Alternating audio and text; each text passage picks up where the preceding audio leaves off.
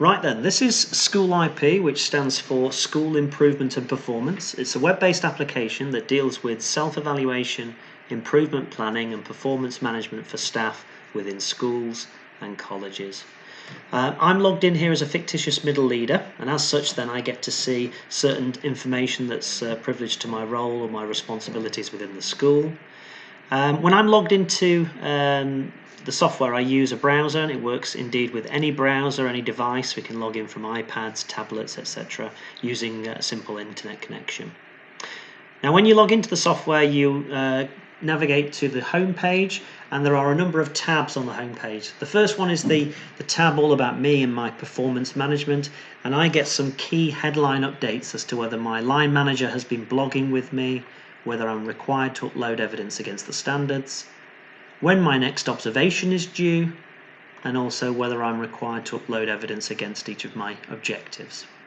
I can then see my objectives here underneath on the left hand side, and also perhaps see some of the observations that either are being conducted upon myself or I'm actually conducting those observations as the observer. Now, if you're lucky enough to be in charge of other staff within the school, clicking on the My Staff tab will show you those staff members that perhaps you line manage. And I can see a listing of the staff members' names down the left-hand side. And then I can see to what extent they are engaging with the appraisal system. So have they started their reviews? Have they agreed their targets? And to do that, they would actually input their passwords. That's both parties, both the staff member and the line manager, in order to agree those targets and move forward. And then we have these little square boxes which denote each of the objectives that have been set for this particular staff member and the current status of those objectives. I can see obviously how many objectives they've got. I can also see a number of observations, and these again can be color coded in terms of the outcome, in terms of the grading, if you choose to grade or not, depending on your requirements. And also I'll be presented with a listing of the standards or competencies that are appropriate to that particular staff member, and both the reviewer and the reviewee rating. We can then also see the extent to which staff are actually using the software, so we can see how many pieces of evidence have been uploaded and the date that they last interacted with the SchoolIP software. So we know who's using it and how often and how much evidence have they uploaded. And then equally, have they actually sat down with their line manager and had an interim review? Again, we get a count of the number of reviews and the date when the last interim review took place. So at a glance, I should be able to look at my staff members, and I should be able to see the gaps here, perhaps where Susan hasn't started her review yet. Francis has started but hasn't managed to agree targets with the line manager. And then staff like Gina have started the process but have not yet begun to upload evidence or blogging with their line manager. So next I'm going to take you into the performance management work area. So this is where Jessica, as an example, will record her evidence of her appraisal. Now this screen, the work area, we can set up the software so that when Jessica logs in, she's taken immediately to the work area. And in here we have in grey down the left hand side a number of categories of information that we record. The first of which is the activity feed, which records the conversation back and forth between Jessica and John here, who's the line manager, and we're seeing the evidence, the conversations, the flow throughout the year in terms of recording their evidence. Now either party can add that evidence by going to the What Next at the top right and then clicking Add Blog to talk to your line manager, or add evidence in order to upload a file, photograph, video, or any other type of evidence. And again, we can give it a title, we can select the file from our local file system, so we can browse, and also we can link this particular evidence to any of our objectives, observations, standards, in fact, any aspect of our review. That evidence then can be uploaded, and whenever there's any interaction with the activity feed, an email is sent to the staff member or the line manager to inform them of their obligations and what's actually been happening within the software. Now you can use this web-based software, or you can use our mobile app, which you can download for free onto your mobile phones, and it shows the interaction between the staff member and the line manager.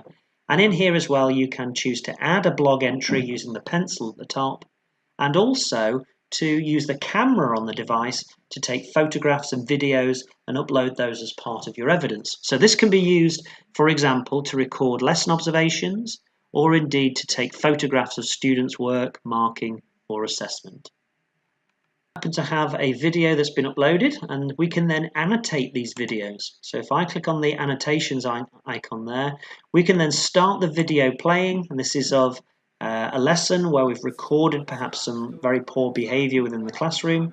And then what we're able to do on the right hand side by clicking the plus is we can pause the video and type in what's actually happening at that point in time in order to highlight good practice, poor practice within the classroom. And on the right hand side then, these annotations are displayed, and we can jump to key points within the video in order to illustrate that good, poor practice, etc. So that's another method of using the technology in order to improve the quality of teaching within the classroom. We then have a number of categories down the left hand side. I'm going to concentrate now on the objectives. So we can see how many objectives we've actually set for Jessica. By clicking on one of these objectives, I can show you a little bit more detail. They are typically linked to our priorities as an organisation, so these can be the priorities of the school.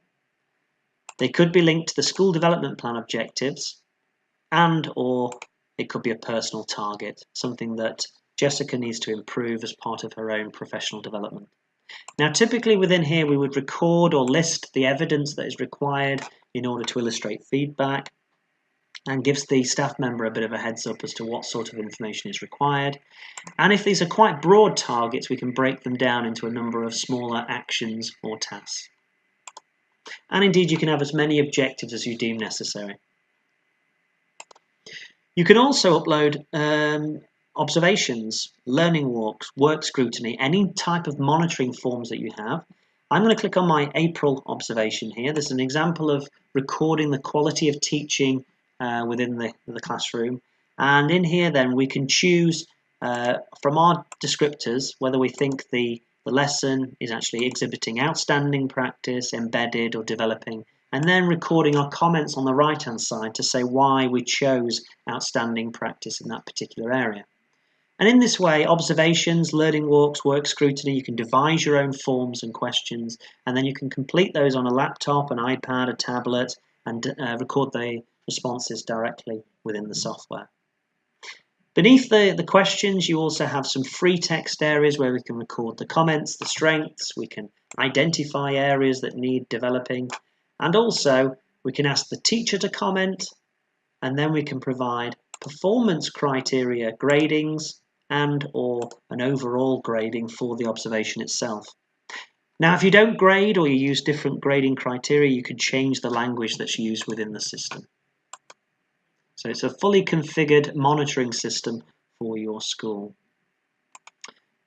We're then asking the staff member to adhere to the latest standards. So here we've set the teaching standards for Jessica, and Jessica has rated herself using this developmental language of developing, embedded or outstanding practice. And then the line manager is able to appraise Jessica. And then we look at how those judgments fare. So here we have in red what the staff member thinks, in grey what the line manager thinks. And we have areas where we agree. We also have areas where we disagree. And obviously this can kickstart some of the conversations that we have in terms of the professional dialogue. We then set about trying to improve the staff member. We do that through the identification of areas for development. So this is saying that Jessica needs to work on the management of behaviour in the classroom, and we would propose some sort of action that needs to be taken in order to alleviate this particular area. And these areas for development are presented centrally so that the CPD coordinator, leaders within the school, can actually make decisions about how to best improve their staff. They may do that through the identification of CPD activities and courses. So here we have 3 different types of CPD. You can actually centrally allocate courses and activities, so that could be related to training days, inset. We can also allow staff to record their own user-defined CPD, and staff can actually generate their own CPD requests. So a request that needs approval in terms of spend or in terms of cover, and you can identify the provider, the dates and times for a particular course, and the cover that you require and the expenses. Now we ask that staff members link this to an aspect of their performance management, and they can link it to any aspect of their review, it's multiple selection, and record how this will help them meet their personal targets or indeed their department or faculty targets. This request will then go through our approval workflow where there's an email sent to the next person within the chain, and it will go to your line manager, CPD coordinator, and then to the cover supervisor for the final sign-off for this particular course. Staff are then requested to provide impact and feedback to say, was the course worthwhile? Would they recommend it to others? Is there anything that they could disseminate to other staff within the school? We can also see the school development plan activities, so we can see Jessica's further responsibilities and what progress is being made with those activities on the plan. We can see the interim reviews, and we can take a snapshot at any point within the cycle. So here we had a spring review back in February where we discussed the progress that Jessica is making, and it will take a snapshot to say this is what Jessica's objectives, observations, standards looked like when we last met back in February. At the end of the cycle, we sit down together, the staff member and the line manager, and they will look through the body of evidence that's being generated. We then go to the what next, we close the review, we decide finally whether Jessica has met, not met, or partially met each of her targets. We can make a decision on whether we are recommending or deferring the decision for pay progression and recording our comments. There is a final review outcome.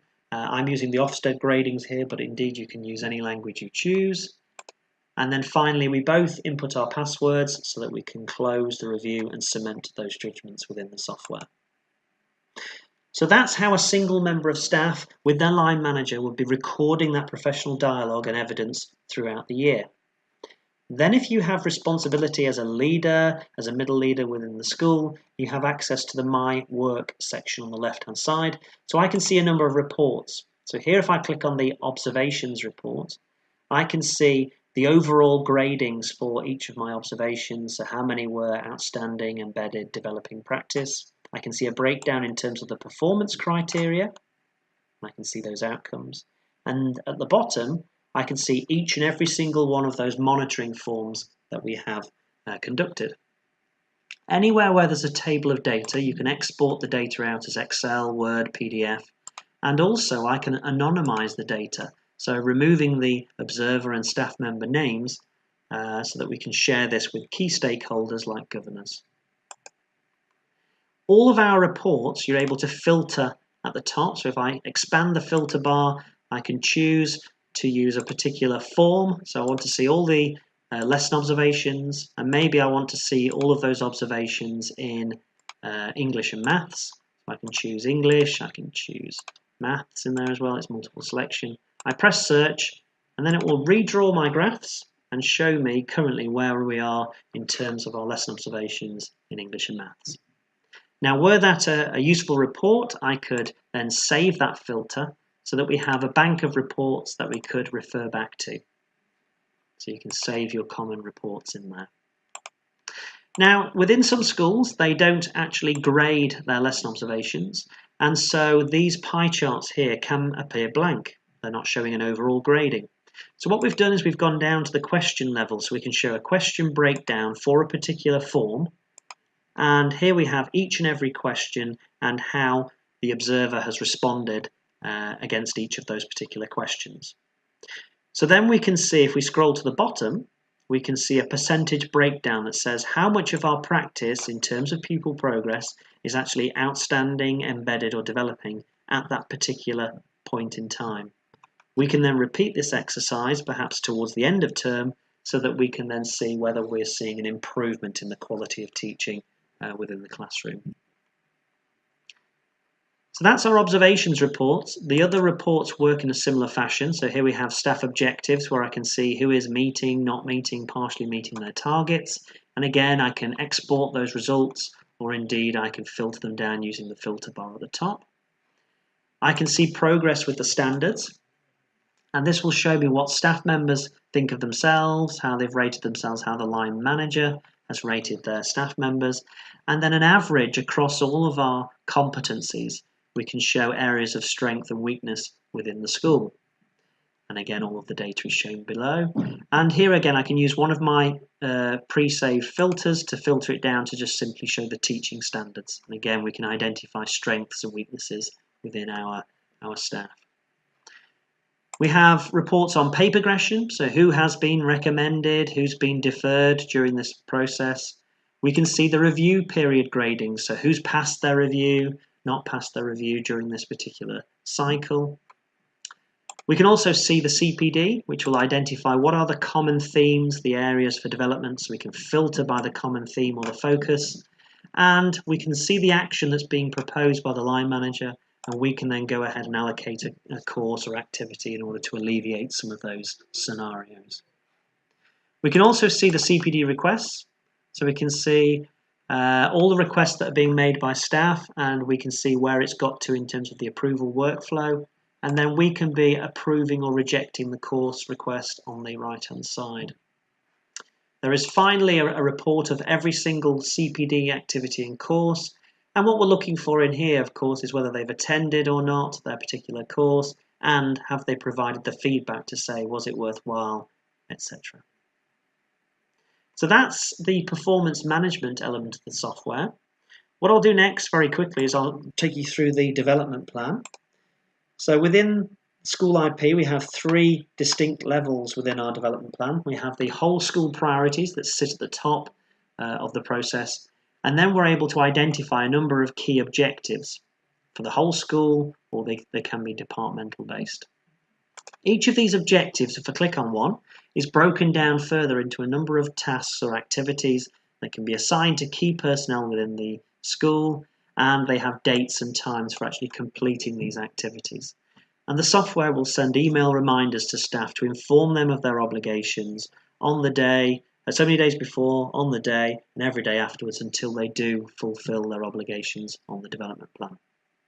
You can store your evidence behind your activities and tasks, and then you can link to that evidence from your self-evaluation form. Now, we support a number of self-evaluation form templates. So this is the Ofsted CEF, the Ofsted framework. And if I go behind section 3, quality of teaching, learning and assessment, we have a number of questions in each section. And then in here, we should have faithfully reproduced the framework in terms of choosing your grade boundary and then providing evidence that supports the judgment that you've made. And you can record there using all the normal formatting features you would expect. You can upload your evidence directly behind your CEF responses, or as I stated earlier, you can link directly to the development plan to illustrate the objectives and activities where you have evidence of your trying to improve the quality of teaching. We keep a history, an audit, so that every time any member of staff makes a change to the CEF, we can see who last updated the software. And also this incorporates the latest guidance to say what is a 1, 2, 3 or 4 in each of these areas. And that, in a nutshell, is SchoolIP. It's about linking together your self-evaluation, improvement planning and performance management for staff. And we always say it's about empowering leaders to make better decisions about how to improve. Thank you very much.